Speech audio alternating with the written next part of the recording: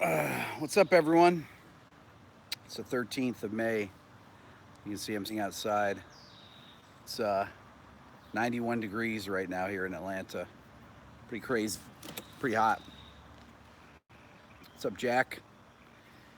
I sitting out in my shorts, chilling out. No, I'm not chilling out. I'm sweating. So yeah, unbelievably hot here today. What's up, Mark? So I took my Coleman chair that my wife got me a couple years ago, which is a camping chair, and it has a little cup holder in it. And living the dream, right? Pretty nice. What's up, Francesco? Is that it? I can't see. I can't see. Everything's so small here because I'm on my phone. Is that the Beato mug? Um. Anyways, where's the thumbs up? See, I thought I'd remind you guys. Okay, so I've been thinking about a bunch of things lately. I was talking with Aaron earlier about some different ideas, and was thinking about is there an equivalent? I'm not watching Tiger. Why? How's Tiger doing, by the way? Is Tiger doing well? Um, I wouldn't be so hot. Well, I'm not sitting in the sun. The sun has kind of passed over already. So temperature's going down a little bit right now. But got some big trees back here. You see those? Those are some tall trees there. Oh, none of them falls on me. um, kind of trees. I've got some maples back there, some sweet gum, which I do not like. I hate sweet gum trees, but they drop these little balls that have prickers on them or spiky things, and they're oh they're but they're nice trees. I mean, they look, other than those things, they they're nice trees. I've got some pines. I mean, some of these trees are really tall. Those are probably 120 feet tall, some of them. So things grow really well here. And I have a lot of trees back here. You can see. I don't know if you can make a guitar out of sweet gum, but I can make a guitar out of. I'm sure I can make guitars out of some of these trees. Definitely some of the maples. You get a nice maple neck, although I probably wouldn't cut down one of the trees to do that. Um, there's a tree in my parents' front yard forever. It's still there. Well, even though the house, after my mom passed away, um, there's a beautiful maple that was in their front tree. What's up, Frederick? That would have been great. I always thought about if we ever took it down, I would take it and make some guitar necks out of it. Um, okay, so I've been thinking, Caleb, about there's no equivalent in music that for something like P90X. Some of you know what P90X is. Hey, Peter. And maybe it's not music, maybe it's something for memory. And I thought that maybe I'll do a memory show, that's like a workout show for your memory, and talk about different things. Um, it just, I'm not sure why. I just think it's interesting that you do these things where you have somebody that is on your case yelling at you and telling you, well, they don't yell at you on P90X, but any type of there's so many exercise shows or work, exercise programs, but there's no memory programs like that. So, you know, it could be musical, it could be all different types of things. You could do, and you could do all different types of memory techniques. One of them might be chunking, right? Chunking is when you break apart, obviously, things into chunks, like when you do telephone numbers, or if you're learning incredibly long numbers, like pi, for example. And I'm not sure how you would do it, but you could do it where you do numbers and chunking. You could teach people chunking and additive memory. So chunking and additive. So chunking would be 3.14, 3.1415, 3.1415926, 3.14159265358. So I've chunked the things. I've got 3.14 is the first bit, then 15 is the second bit, 926 is the third, 5358 is the fourth, 979 is the fifth, 32384 would be the sixth. Okay, so, but to do it additive, I'd go 3.14, 3.1415. I'm adding a chunk on each time, but you start with the chunks and you learn, and then you practice in the transitions. So if you did something like that, or, you know, if you would recite things like, let's say you had, you practice. I'm not sure how you could do this, but you tune in for a memory, like a 30-minute memory workout. Okay, it could be music related. It could be anything really. You know, you could work on triads and seventh chords, right? And you go around the circle of fifths. And you say, okay, we're going to do major triads around the circle of fifths. C, E, G, G, B, D, D, F sharp A, C sharp E, E, G sharp B. And drill the things that way, right? Then you go around, or then you go backwards around it. And you go C, E, G, F, A, C, B flat, D, F, E flat, G, B flat. So I'm going around the circle of fifths counterclockwise that way in a flat direction. And you practice these things with people who say, okay, we're going to practice the first three going in a flat direction, and we're going to do that. Then you do minor, then you do diminished, then you do augmented. Then you do, after you do those, then you do Lydian triads all the way around the circle of fifths. Then you do suspended four triads.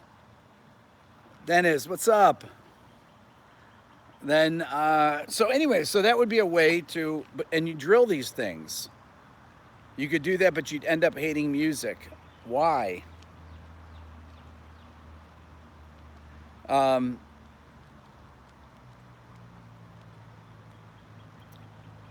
bet they could, wait, what's that, Ron?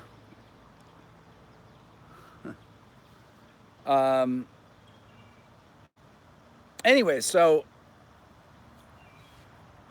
I was thinking about this. We were up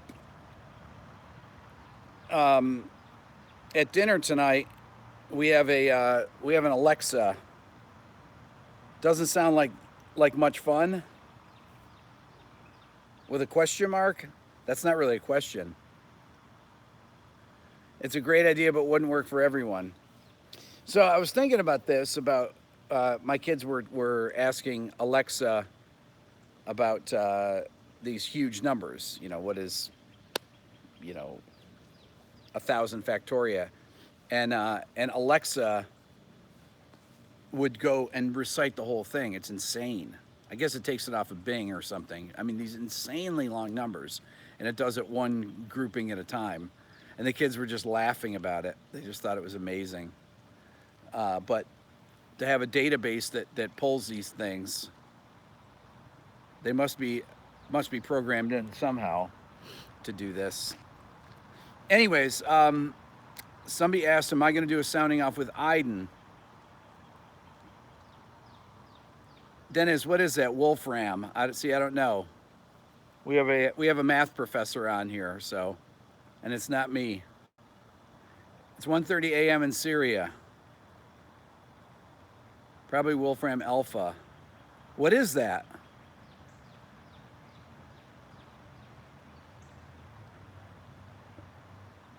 Anybody? What is Wolfram?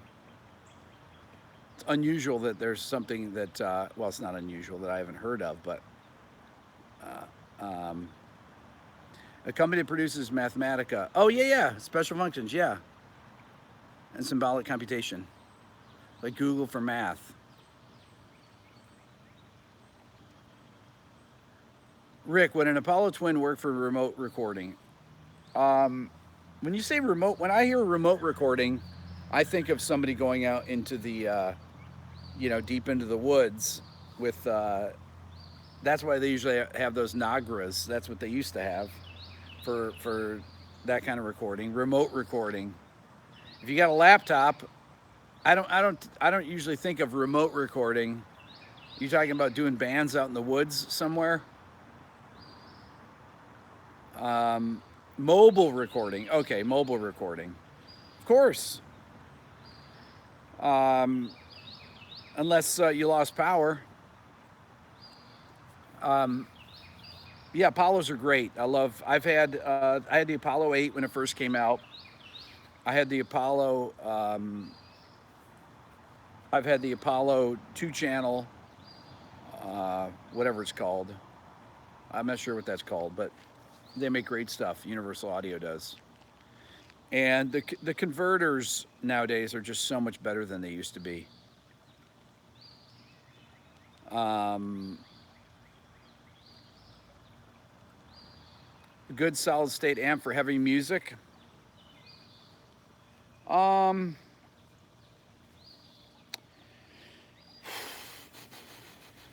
Good solid state amp. Um, you know, I'm trying to think of who uses solid state amps. Um, I think of I think of clean amps for music that you could use. Like I was talking with a guy at Guitar Center the other day that plays the old um, the Sun Model Ts. Like a Roland Jazz Chorus would not be a good amp for a heavy band, but like a Sun Model T is an amp that gets like that. I wouldn't use a now Randall's, for example. Randall does make solid state amps, but Meshuggah used Randall amps, but they used, I don't know if they're still using Randall amps, but they use Randall amps that are tube amps, I believe. Pantera. Um, so there's let's see here. Hold on. Let me go back here. What's my DAW of choice and why? Well, I've always used Pro Tools. Let me think about the. I'm gonna think about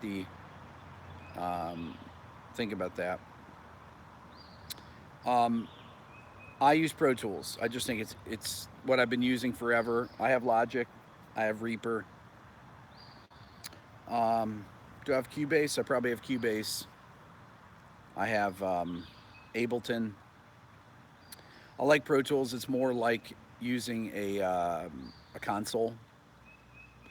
Somebody asked why not use 11. Well, 11 to me doesn't sound very good. That's why I wouldn't use 11. Um, I don't think that 11 rack sounds that great. Um, I, as far as the guitar mic modeling, I talked about this last night on my channel, on the live channel. I was trying to come on here, but I talked about I owned a Kemper when they first came out. I didn't like it because when I profiled my amps, it sounded great. And when you profile it, you have a position where it's, where you set it to have the amp be neutral, meaning the exact profile that you do. And you can profile it anywhere. You can profile it, uh, with any, you can profile it with a snapshot. There we go. You can profile it with a little, let's say I'm doing I don't know, a Marshall JCM 800. And I profile it with a gain up where it's just slightly gainy or something, or maybe like AC/DC type of gain or something, right? But then when you go and it allows you to add more gain to it, but it doesn't add it in the same way, and it doesn't sound the same. And once you adjust the tone controls, it doesn't work in the same way my amp would sound if I cranked it up the same amount, if that makes any sense. The amp reacts differently. the axe effects. Yet, I'll say this though, when it was profiled right, it sounded great. Yeah, no problem. I sold it to Rhett actually, and I bought it for a specific reason. I was going to Nashville to do songwriting demos, and I had the idea that I was going to do the demos with the people that I had there. But what I quickly found out is when you go and do co-writes up in Nashville, you go into little rooms that have really crappy digital pianos, and you'll sit there with two other people, and there's typically wasn't a table. I'd have to bring my own speakers, so I'd bring my laptop, I'd bring a interface box, I had a rack with my Kemper in it, and it was just ridiculous because I couldn't demo the stuff right there. There was just no. I could bring up drum programs like Superior Drums, and I could, we come up with a thing. I was thinking, oh, we'll do an instrumental demo. So, anyways, it ended up being that there was just no chance to use it, so I sold it immediately because it was just,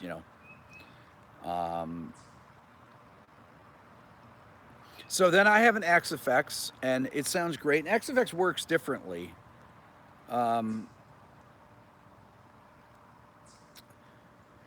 You have to profile. So, Anders, yes, you have to kind of profile your amp in different, with different gain settings and things like that. And it can really be,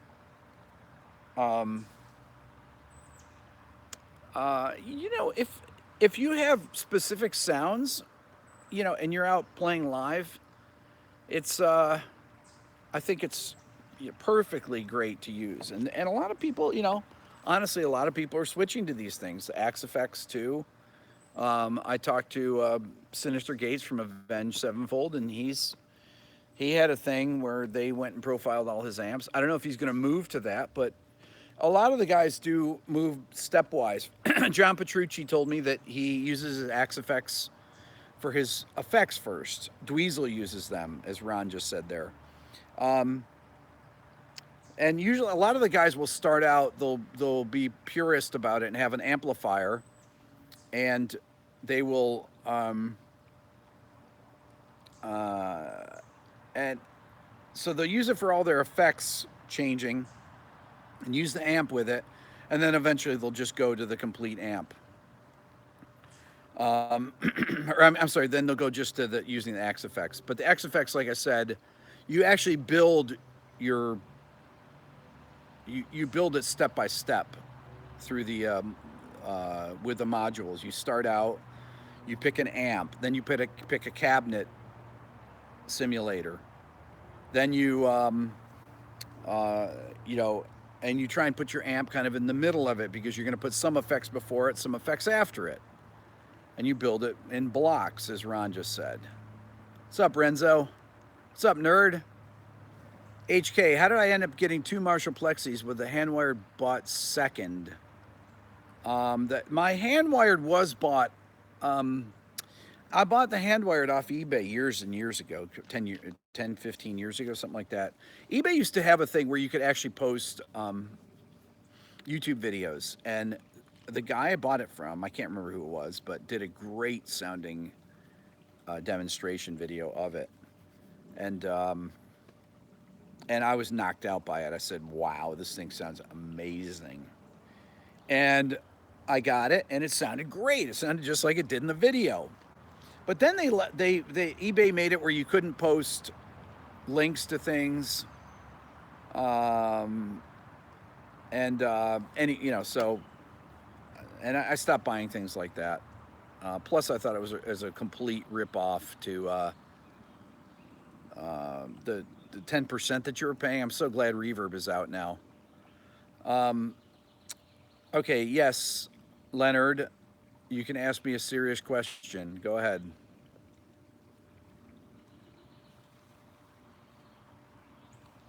What do you got? What do you got on this beautiful day here? I'm ready for a serious one right now. Anybody with serious questions? That nature in the background looks realistic. It is realistic. I am outside. Happy Mother's Day. Thanks, Subi.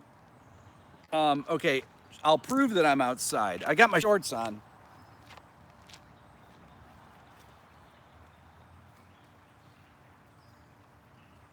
Okay.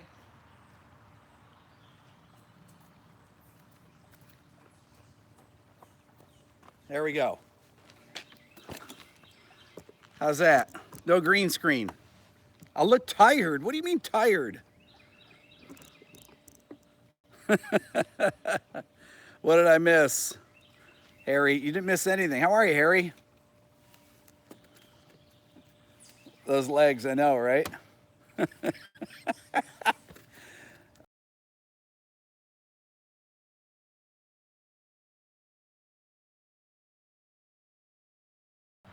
When did we get Tosin on? Oh man, you know the guys that I talked to about Tosin that actually brought it up to me about getting him on. They're at well, I won't say where they are. It's where he went to school. Any change in light, people think I'm dying. Right? Exactly. Um,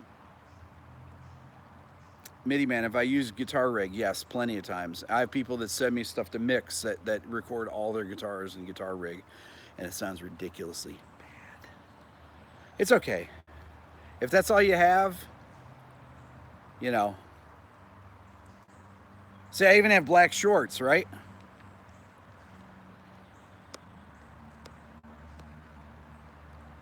Um,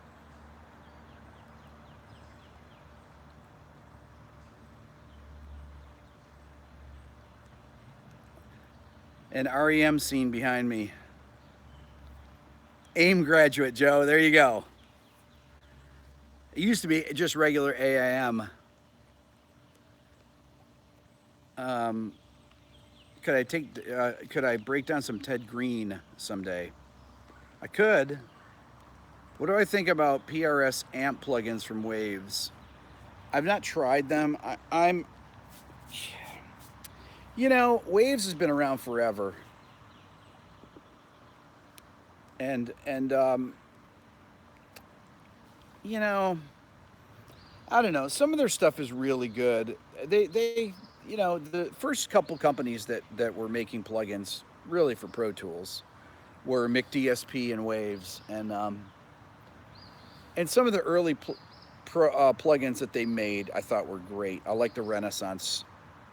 Um, I like the Renaissance compressor. I like the Renaissance. I don't care for the Renaissance reverb very much. I like the Renaissance EQ. I like their channel strip. And then I like the Waves de-esser. Um, and then some of the ones like Jet Joseph Puig, some of those are okay. And they have the channel strip, the I don't know what you'd call those things. They have the things where they have Puig, they have Chris Lord LG, they have these little fader packs um, that Chris Lord LG, you might they'll have a thing like a kick drum, or so you get the drum module. They have a vocal one, they'll have a bass one. The drum one will have a gate on it. It'll have compression. Tony Maserati has one. Yeah, I don't know what you call that series of them. I've got all those things there. Uh, and some of those are cool because some of those are cool. Yeah, that Manny Moroccan American. He is really. He's got some great stuff. I like his. He's got a D harsh thing on his distortion. I think it is. It's pretty cool. Um, do I listen to Michael Jackson? Is that the serious question you're asking, Leonard? I listened to Michael Jackson today, actually. At least my daughters did. Uh, when is the organ recording session going to post? Oh, I forgot about that. Oh, maybe I'll put that out tonight.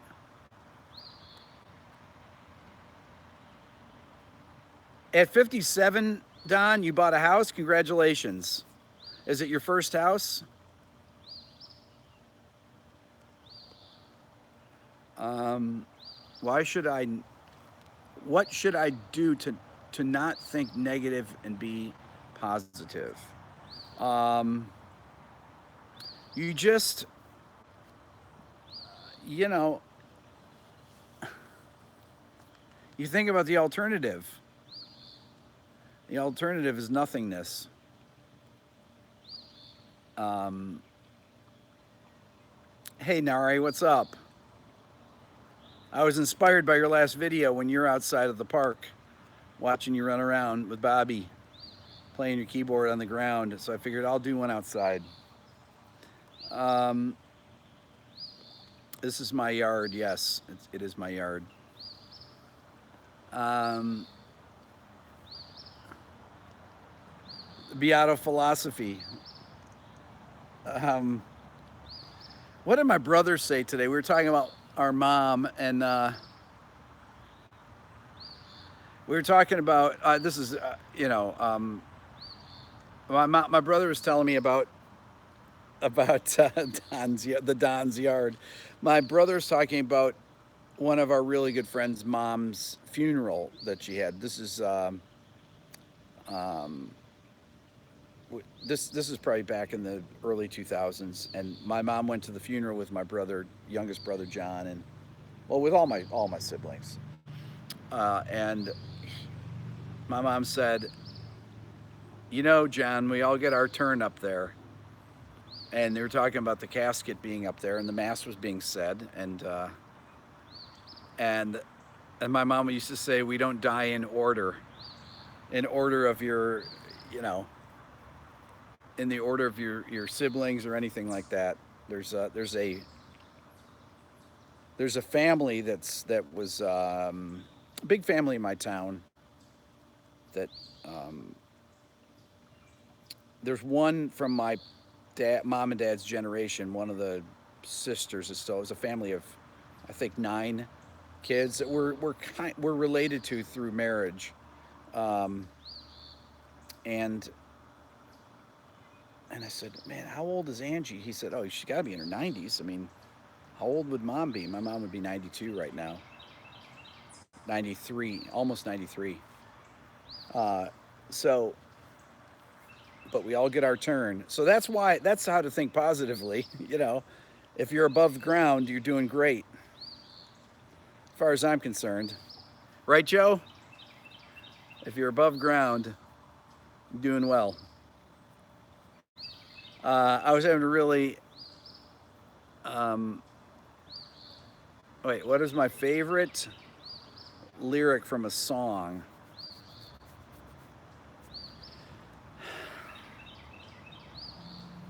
I have to think about that.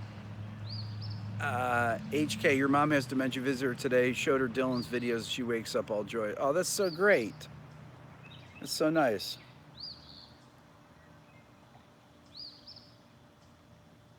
Wherever it is you choose to do. Yeah, exactly.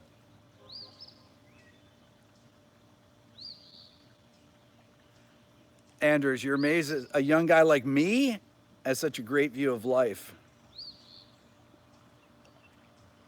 Um,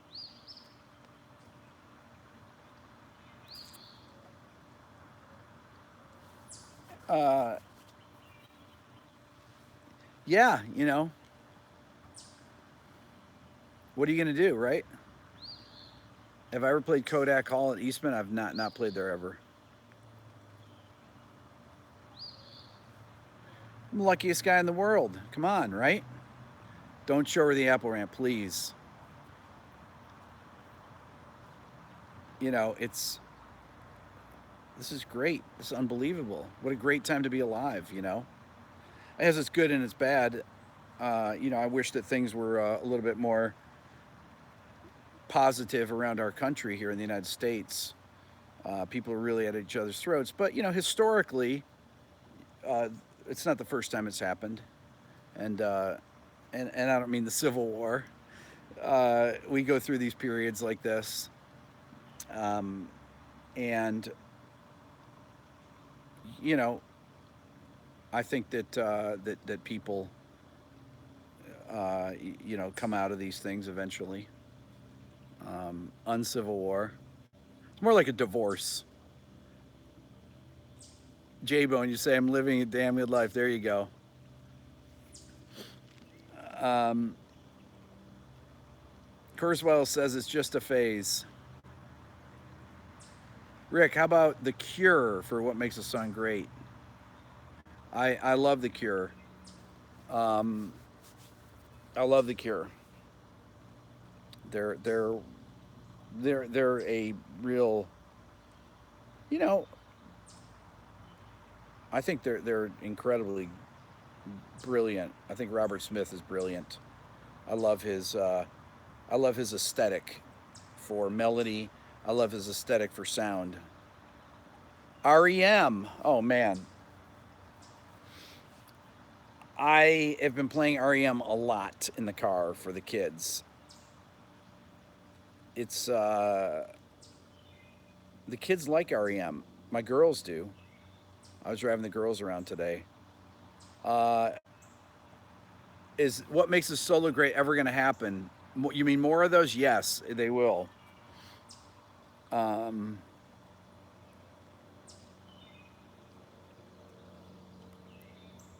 you can't talk about politics anymore. I don't talk about. I don't talk about politics. No, I talk about politics all day, but I just don't talk about politics on YouTube ever. Um, any Jimmy Buffett? What makes this great? Okay, so have I told my Jimmy Buffett story? I have, I think, but I'm gonna tell it one more time. So in in 1994, when I was making my trip around the United States and Europe, trying to decide where I'm gonna live, I moved to New York City. The first day I was there, I got the Village Voice out. I moved in with my buddy Roger, who's no longer with us, sadly. Incredibly great guy, died of cancer at 52, 51. So Roger, I didn't have a place to stay. I drove into New York City with no place to stay and probably $200 in my Honda Civic. Okay. I got there, I got on a payphone, 1994. I called my friend Rick, who lived there, and he says, and I said, hey, I need a place to crash. I mean, you didn't have cell phones, right? So, so he's like, call Roger up. Here's his number. He tells it to me. You got to memorize it. There's nothing. There's nothing. You don't have anything to write it down with, right? So no texting. So I call Roger up. Roger Pugliati, great guy, amazing man. And Roger said, Rick, I'm 2 blocks over. Come on over. You can stay with me. He lived on First Ave at the corner of First Ave and St. Mark's in New York. If you know St. Mark's in that part of the East Village, um, it's there used to be a club there, Chennai, that I've mentioned before, that Jeff Buckley played all the time. They have a live in Chennai. It's SINE with a, what would that be, accent aigu? Or I guess it wouldn't be, accent on it. So Chennai was about, oh God, 100 yards from our apartment. It was a second floor apartment right on First Ave. So I so I pull in. Roger helps me get my stuff out of my Honda and helps me find and we go find a parking space. And he explains to me all the parking in New York. I've been to New York a million times, but to park in East Village is really tricky, and to have a car in New York City is tricky. You have to go move it on certain days. As a matter of fact, when I interviewed, here's a side thing, but when I interviewed Chris Potter, he wrote me and said, hey, can we move the interview a little later? I have to do opposite side of the street parking. And when I first got on, I didn't post this part. I said, oh man, they still do that? What days? Because they do street cleaning, right? So you have to go, so you don't lose your space. He obviously parks in the street, Chris Potter, right? So you go and double park for about an hour and you sit in your car and you read a book. Back then you used to do that. Now you probably get on the internet. And you double park and they clean the street. And as soon as it's done being cleaned, as soon as the street cleaning machine goes by, you pull back into your spot, right? And you stay there. So that's what everybody deals with if you have a car in New York and you can't afford to park in a garage because it's really expensive to rent a garage. So anyway, so I move in with Roger. I get upstairs after I park the car and I get the Village Voice. And Roger says, "What are you going to do?" I said, "Well, I need to find a job, and I need to find a band to play with." So I start making phone calls. First day, no wasting time. Yeah, talking about wasting time, street cleaning, wasting time. Um, Joe, is that where you are? Um, is that where I hope that wasn't Chris Potter's address. Um, so I start looking at the Village Voice. I start calling people, bands looking for people. I call this woman, Lisa, and she's, oh, that's Shanae. Okay, thanks. That's where it is now. It didn't used to be. It used to be on St. Mark's because it was in the middle of the block. It's closed. Okay. I think that they might have moved it actually. They only held about 25 people, literally 25 people. Um, so I started calling people. I called this woman Lisa, and she had a punk rock band. She wanted somebody to collaborate with and help her write songs. So I got together. So I'm talking to Lisa on the phone. She seemed really cool, and she told me that she worked. I said I need to. We were talking about different things. I said I just moved here today. I need to find a job. She goes, "Do you know how to bartend?" I said, "No." She said, "Well, I work on this boat, and and we need a bartender for the top deck. Um, I'll oh brother, there we go. Look at that, boomed. Troll boomed. Um, anyway, so I meet Lisa. She's totally cool. She gets me an interview on this boat. I meet the captain, and it wasn't Jimmy Buffett's boat. Jimmy Buffett rented the boat though. So the boat used to would docked right at the base of the World Trade Center, at the docks, right near it. It's, I mean, where the World Trade Center used to be.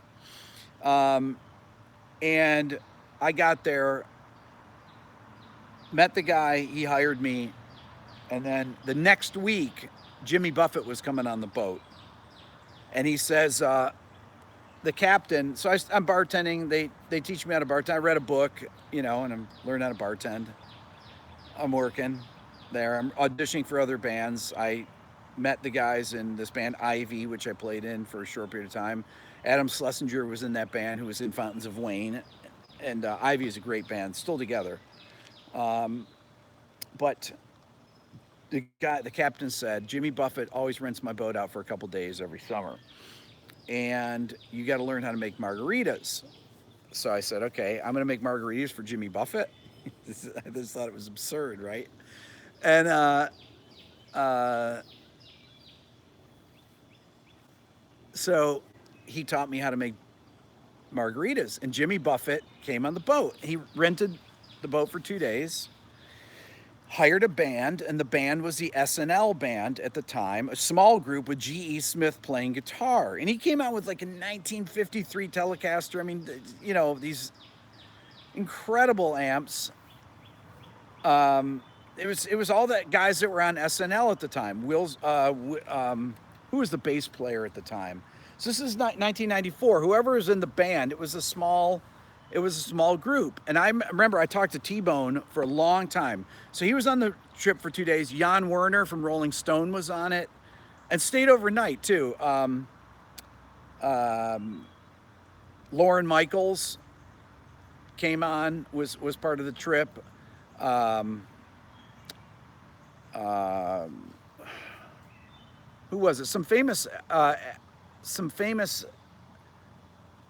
They had a couple of actresses and actors that were on there too. I can't remember now. It was probably about 50 people or so, and we. Uh, so I remember I would hang out, and while the band was playing, I was talking to Jimmy. Jimmy was hanging out at the bar, and it was all his friends. He was talking to me, nicest guy in the world, not no pretension, nothing. And I had this shoulder bag that he gave everybody. The crew was probably about 10 people or so. It was about probably 130-foot yacht, something like that. It was a good size boat. And they stayed on it overnight.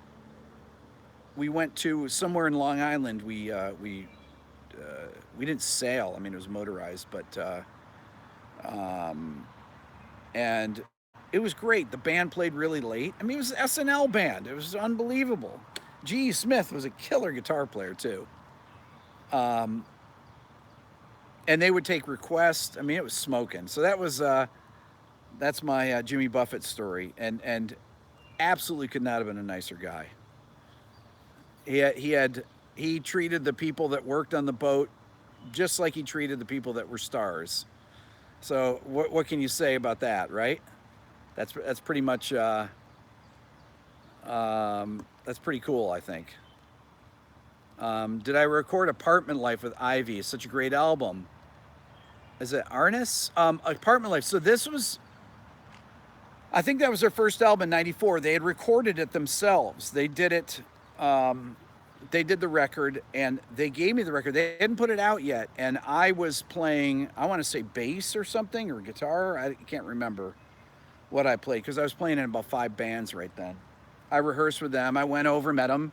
I got every gig that I auditioned for on whatever instrument it was. It was not that, I mean, the stuff was not hard, none of the bands, um, but I loved that record, Apartment Life. Does it have the song "Realistic" on it, and "Shallow," "Dying Star"? Is that the same record that Apartment Life that those songs are on? Um, I'm curious if I think that was Apartment Life. It has to be their first record because they had an EP too, and I couldn't remember. I can't remember if Apartment Life was. Um, oh, we get some trolls out here.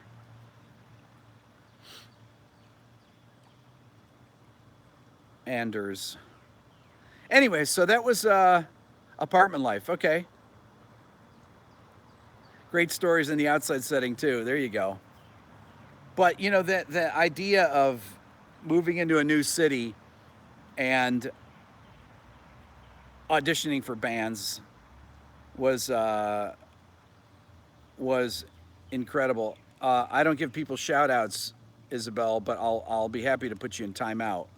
If you're a troll and you come back with all caps, you're gone. 30-year mortgage at 57. That's where superior intelligence kicks in. That's funny. Um, I wasn't talking about you, Anders. I was talking about somebody else that I just put in timeout. Isabella. Um,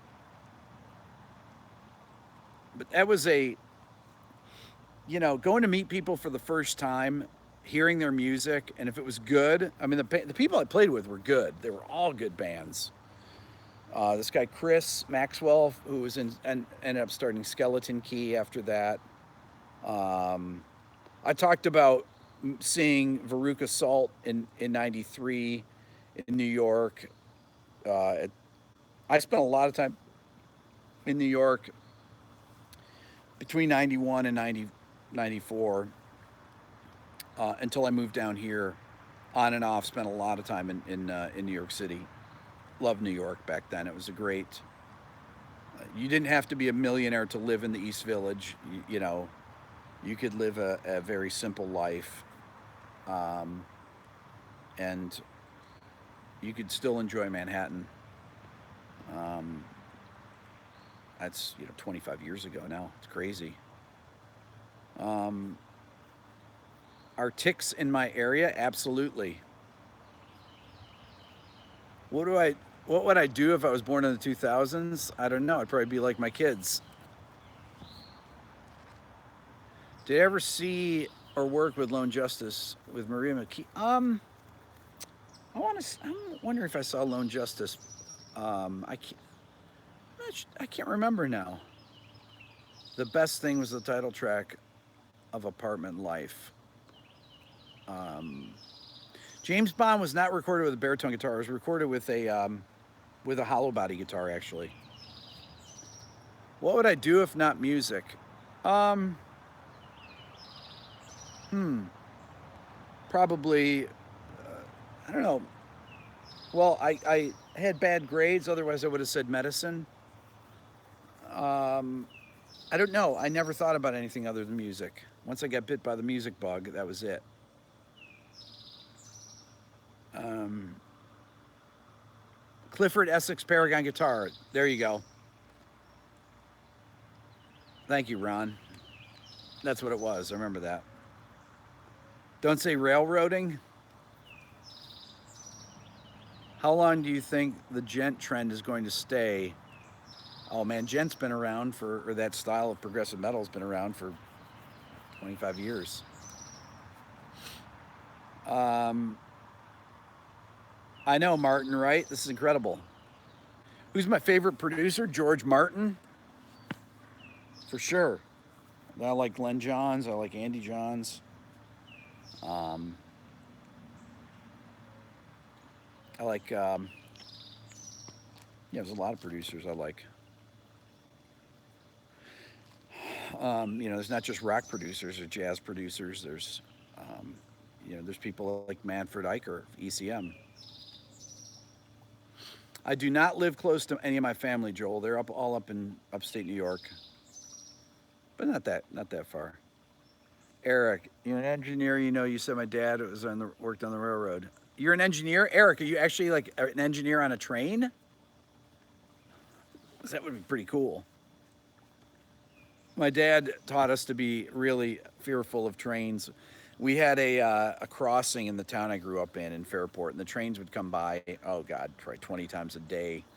You drive trains, amazing, Eric. That's a lot of power behind you there. That's so cool. I hope you're not driving one right now as we're talking.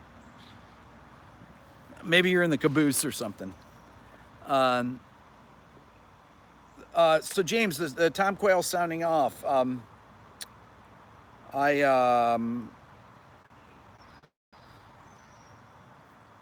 I sent an email to Tom. I I wanted to Tom hadn't put out his signature guitar yet, so I wanted to talk about that. So so I'm waiting to hear back from Tom. I'm sure he'll write me back in the next day or so. It's not as cool as I might think, but my dad, don't run across the tracks when the gates are down. All this stuff, crazy, because my dad used to have to go in the middle of the night. I told this story, and if somebody got hit by a train, my dad would go there, and he'd see what happened to people that got hit by trains, and never mention it ever. He saw cars that got hit by trains. He saw people that were walking on the tracks that got hit by trains on purpose. Um, it's pretty awful.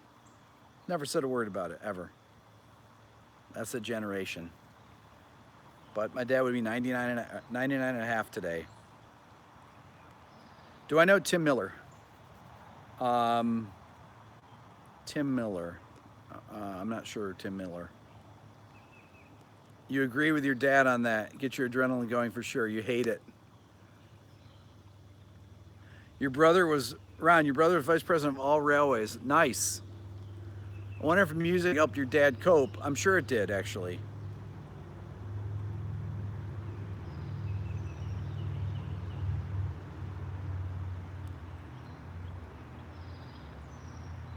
Um, I should do a video about Rick James and compare it with Michael Jackson. Um, Robert, your friend's boss drove a car in front of a train, survived, slow moving at the time. Yeah, it's have to be very slow moving, because my dad used to drive on the tracks though, and I would drive with him. He had one of those trucks where the wheels go down on the tracks, and you drive along. And Maurizio, your dad is Joseph, and he's a carpenter. Just saying. I like that. um,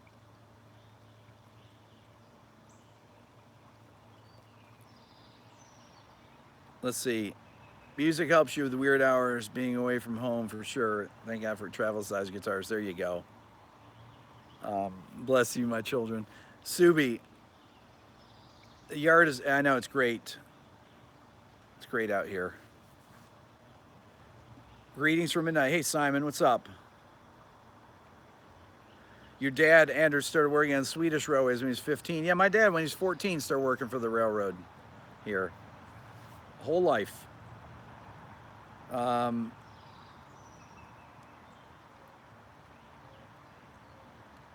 Let's see. What's my favorite color guitar? Blue. I like Pelham blue. Some companies would make Pelham blue guitars every once in a while. I always thought they were incredible. But you started when you were 19 and now 31. Depression. Gibson Pelham blue, Ron. Exactly. Beautiful. Oh man. I wish I had one here. Is that Red Music Man John Petrucci model? It is. It is. You saw that. Your wife's dad drove trains. That used to be, you know. That used to be a. Yeah, that was a common, you know, blue collar job. That was a great job with incredible benefits.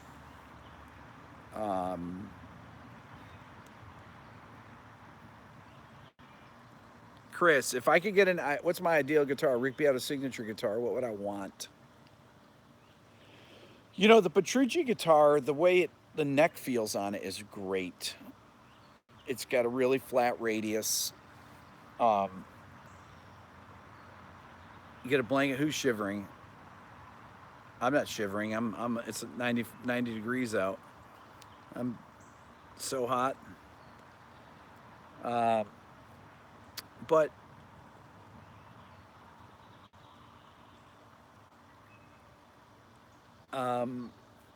yeah, I think the Petrucci thing is a great design. The only thing about the Ernie Balls is that the headstock is the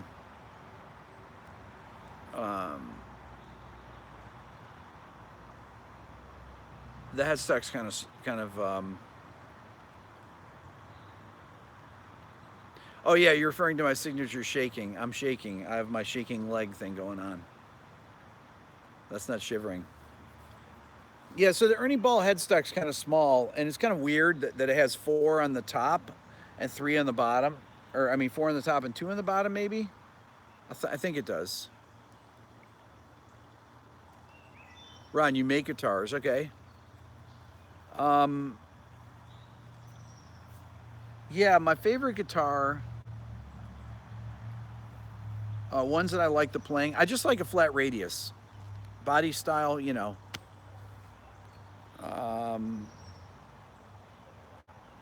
Body style is, you know, whether it's acoustic or electric. I don't necessarily frets. I like larger frets, jumbo frets. I don't know what 6150 is, but I like the way that I like jumbo frets. I like a flat radius, and I like jumbo frets. That's all I know about guitars, really. I've never been one that. Oh, 6100 is jumbo Gibson wire. Okay. I like the way Les Pauls play if they're like a 1960 neck, you know, really thin, but they're so awkward to hold. I like, as far as acoustic guitars, I like dreadnought guitars that have. I like to play my classical guitar because it has a flat radius. I think that's why I didn't realize all these things until my buddy Dave was here, and he was telling me that's why he was telling me what I like. I said, why do I like this guitar? He said, oh, it's got a flat radius. You know, 15, 16 radius, I think. I don't know what the Petrucci model has as far as the radius, but I think it's probably at least that much. It might be a 20 radius. HK, oh man, you're the best. Thank you. 16 is flat. Yeah. Yeah, I like a flat radius like that, like a 16. Um, the Majesty has a 17 radius. The thing about the Petrucci guitars that is nice um, is that it's got a very narrow fingerboard, like this narrow, and it's easy to. I find it easy to grab chords and things like that. Although Ibanez guitars that have flat radiuses are very easy for me to play on too, even though they're a lot wider. My classical guitar is a very wide neck, and it's easy for me to play on that, even though there's things I can't grab because I play a lot of bass notes with my thumb. Um, so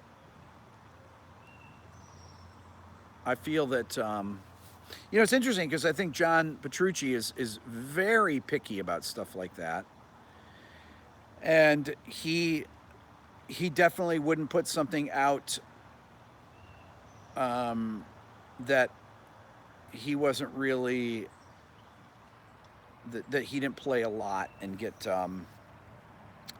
and that he wasn't really comfortable with. But I play a lot of chords with my thumb. I play a lot of bass notes with my thumb, so I like to be able to reach. I like to be able to reach around and do that. It's funny because I don't tend to do that often nowadays because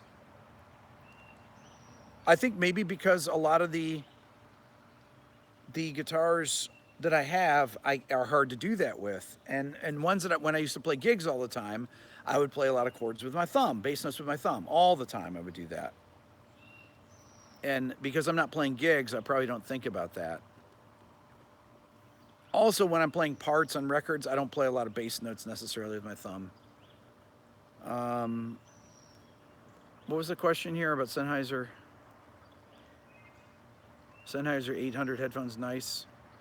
Um, I don't. Um, wait here.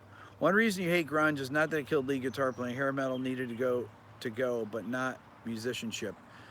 I'm sorry, Jim, to disagree with you, but the musicianship in grunge, while the virtuosity wasn't necessarily there, it was with people like Matt Cameron, drummers like that. Matt Cameron was as good as or better than any '80s metal drummer, and so was Dave Grohl. With the exception of maybe Rod Morgenstein from Winger. Um, yeah, there'd be a couple people that there were a couple great drummers, but for the most part, the best drummers in grunge were as good as any of the drummers in '80s hair metal. Uh, but the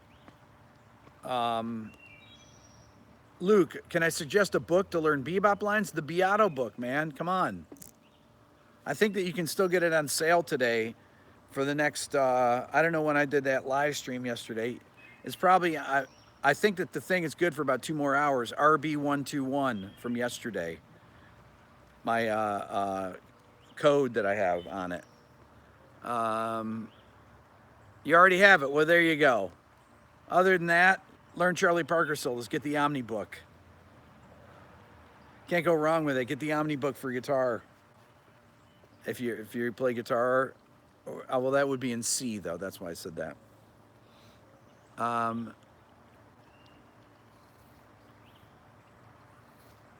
I trying to give away the book? No, I'm not trying to give away the book.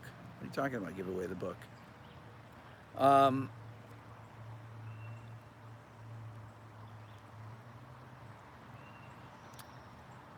Someone, wait. Do you have a suggestion for someone I can talk to about a Mesa Mark II C Plus? Ramon, I think that um, I disagree, Jim, that the grunge guys. Oh wait, the getting back to the Mesa, just call Mesa if you want to have someone talk to about that. There's a guy there. One of the Tien, what's Tien's last name? He's the head of artist relations. He knows an incredible amount about that.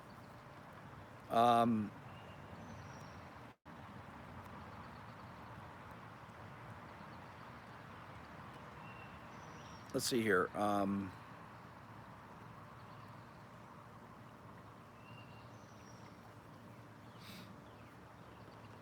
There guitar players that were into grunge. I mean, the guitar players in grunge were into guitar playing. Look at the guys in Pearl Jam; they love playing.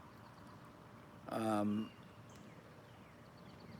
and Jerry Cantrell, these guys are real guitar players. Tom, you can't use your thumb for chords; very awkward. I've just been used to doing that forever. Like dominant 11 chords and stuff. If I play like an G over A, I'll play the A with my thumb at the 5th fret, and I'll play the G triad like that, and I'll put my thumb around and play the bass note like that all the time. Um, do I think bands will slowly disappear like big bands?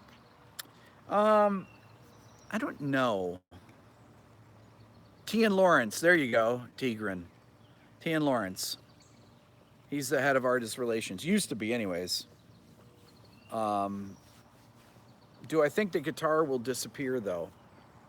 Guitar bands? No, I don't think so. Did I ever own a motorcycle? No. No, I've never been on I've been on a motorcycle, but no. Ron, can I address stage fright and being nervous? Um, Don, am I scared of being on a motorcycle? Well, I just why tempt fate? Um,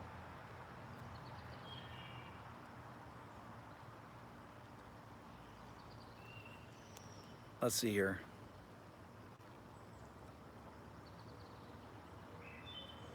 How would you do name this chord? I don't know what that means. Easy to park.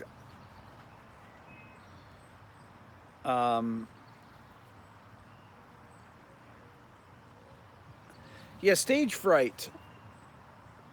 I I think stage fright is really, yes, that's my backyard, Tom. Stage fright is something that a lot of people go through. Some of the greatest musicians in the world get stage fright all the time, no matter how old they are. I saw this documentary. I have this documentary of Martha Argerich, who's one of my favorite pianists. Um, and she was in her mid 70s. She still gets stage fright all the time. You know, but I think it's good. I think you need to channel it. Joel, any unaccomplished dreams still in my future? Oh man, see, these are the kind of questions I like here. I get usually one every once a month or so, questions like that. Um, yeah, I think it makes you playing your toes around. So a thing that's on it. Hold on, let me read this again, Joel. Any unaccomplished dreams still in the future? Oh, absolutely, tons of them. World domination, does that count? Um, wait, who is this? Anthony Gucci. Let's see here. There we go. Dr. Evil. World domination. Yeah, that's probably the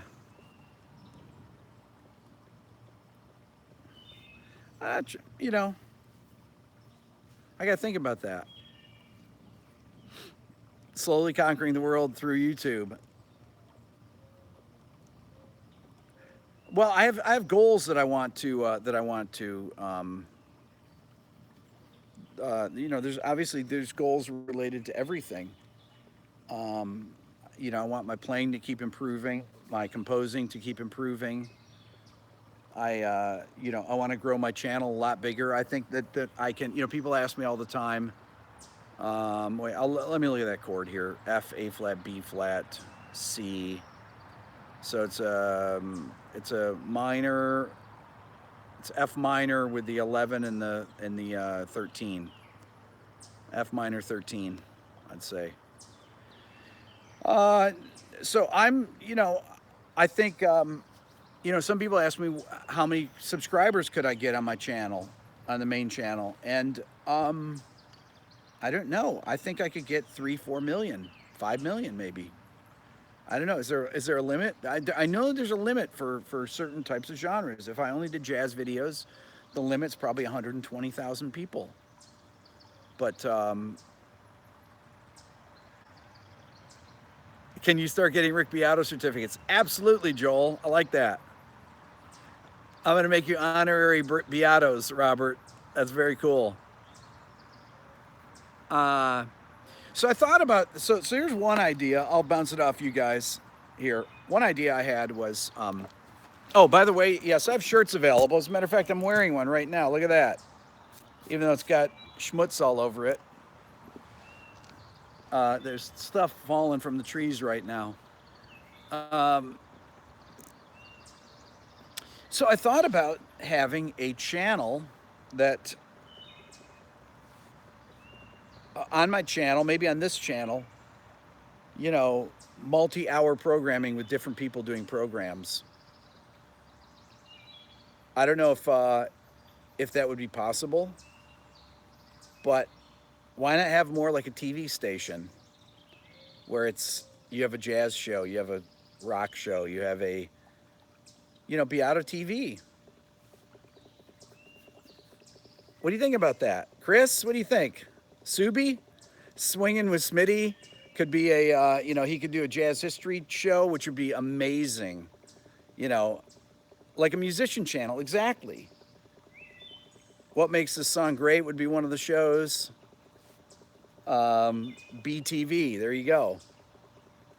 Aaron could definitely figure out something, but do 24-hour programming, right?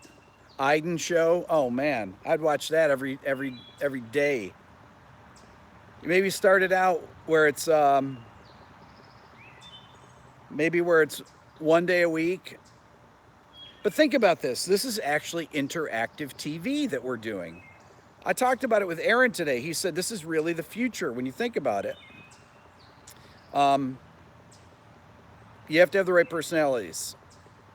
But this is really, I mean, this is live TV right now, but I'm interacting with you. And when has that ever been? It is the now, Jim. That's correct. When have people ever been able to react to people live like this? Famous guest would blow it up. Well, getting the guest is no problem. Do I do it on my main channel? Do I do it on here? Never, right, Jim? When do you react to people? It is the Wild West, Subi. It's yeah, on radio. That's true, and you can react with people when you do call-ins, but there's no call-in music shows. There is no call-in music shows, really, right? Yeah, One Day Sounding Off will have professional lighting and professional camera people, and I won't have to edit the videos myself. I could start experimenting smaller scale. Maybe do it one day a week. Gary,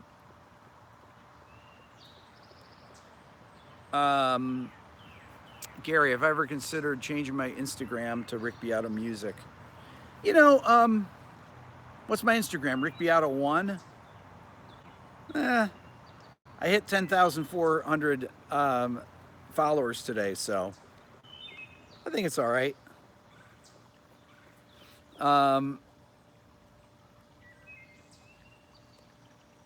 One day a week, right? Do something like that.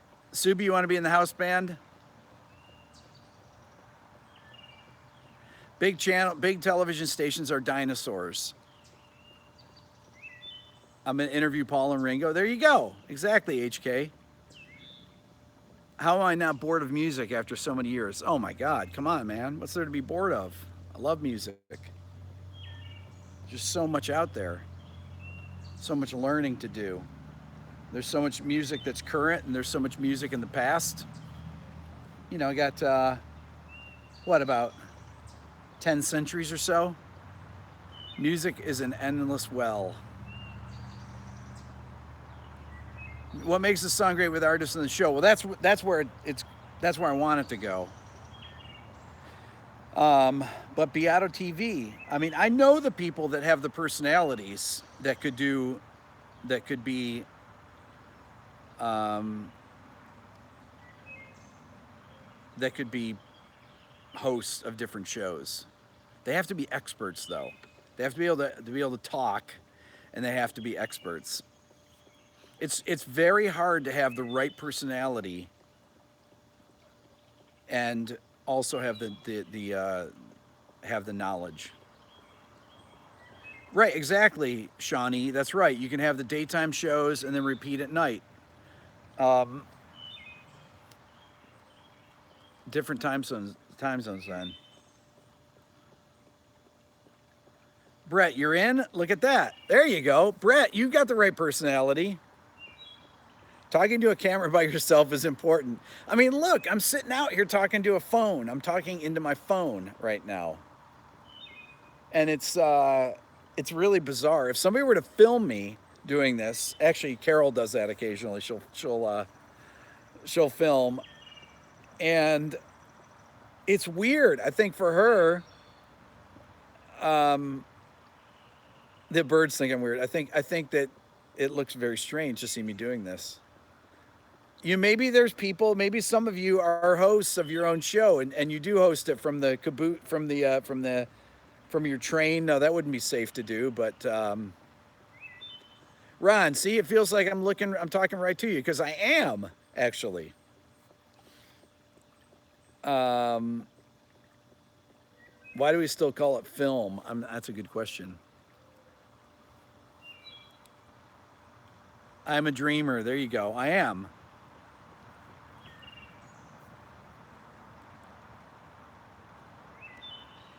Um,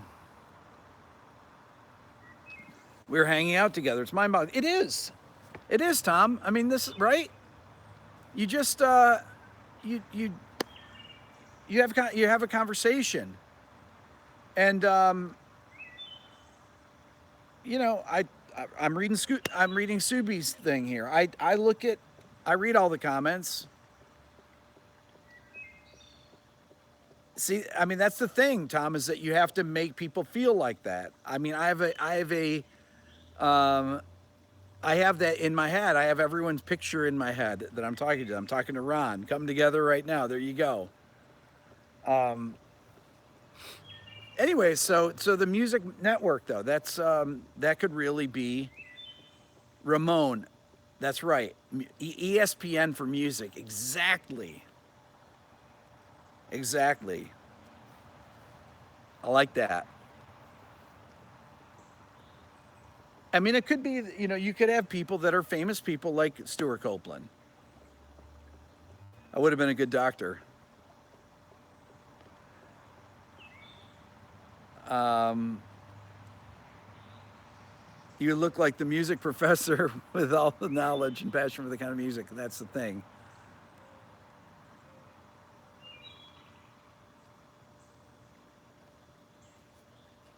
Wait, how much longer, Eric asked, do you think before it will be not just you and a chat, but you and a video chat? Oh, soon. Very soon. Soon. Very, very soon. Um, but who would be on my Beato TV dream team? I don't know. I just started thinking about this today, really. I was talking with Aaron about it. Um, GL, no, he hates being on camera, Chris. He's so good, though.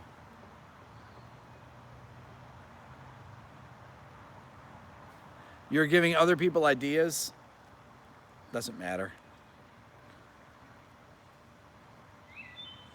Um,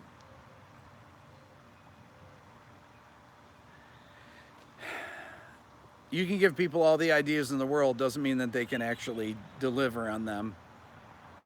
Get it done fast. I'm already doing it. There you go, Joe. There can be only one. That's right. It's executing on the thing. That's really the that's really the key. Because that's the thing with me, is just coming up with the idea and then boom, executing it instantly. ESPN for music. I love it. Okay, with that thought, I'm going to go. I'm not going to come on tonight. I'm going to take the night off. I'm going to chill out.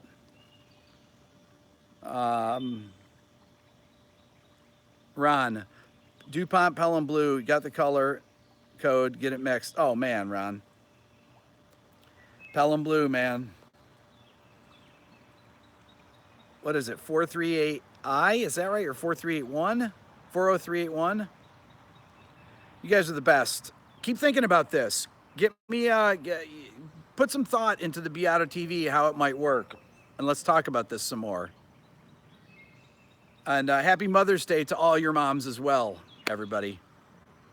Go give them a big kiss. And your wives. We'll see you guys later.